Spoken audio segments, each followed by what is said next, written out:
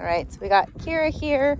I'm working on her on a long line. I want to see how well she's responding to e-collar without leash help. So the leash gives a lot of information, especially if we use it correctly. It can be a really functional tool, especially in the beginning of e-collar training. I want to make sure that the dog is understanding that the e-collar is coming from me and the leash is a direct link to me. And so I'm going to use some leash pressure if I need to.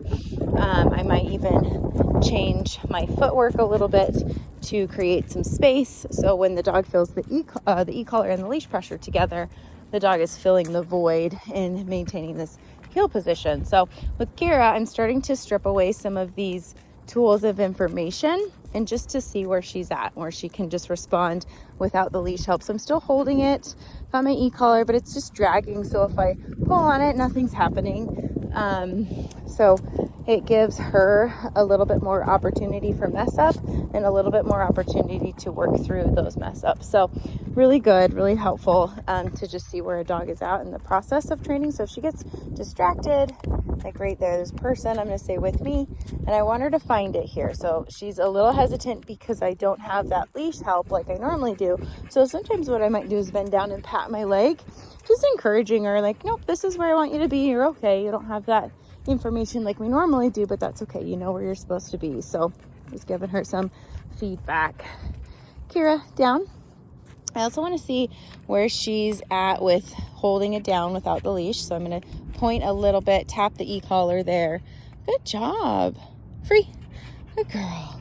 And let's see if she can find it with me. With me. So I'm going to pat my leg. If she's a little stuck with me, I'm going to go backwards and then forward to help her realign there. So that tells me that's something we need to work through a little bit more, is finding the heel, finding that with me position where I want her to be. But that's what's kind of nice about the long line, is I can always gather it and use more leash to help her if she gets stuck. I can encourage her with body language. And the e-collar is going to be the same. That's going to be the one constant thing, even if we take away some tools of information. What's beneficial about taking away some of these tools of information is we see how well the dog understands the words with me without needing a lot of footwork from somebody, not a lot of a leash pulling from somebody. And so if Larry's going to take her out, that would be a little bit easier for him, I think, where he doesn't have to back up and change directions and do all these things. He can just walk with her and she knows where she's supposed to be. I like having her ears back the way that they are. If they go forward, most of the time it's just the start of being interested in something.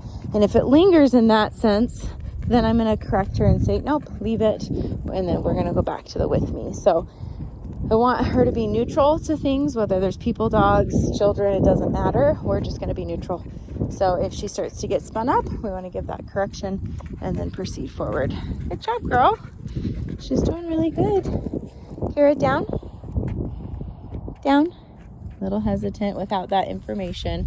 And sometimes that happens where they're like, it's a little different, but that's okay. We just keep working through it. Kira, with me. Let's see if you can find it. Wow. Good girl. Super job. Getting there. We're getting there.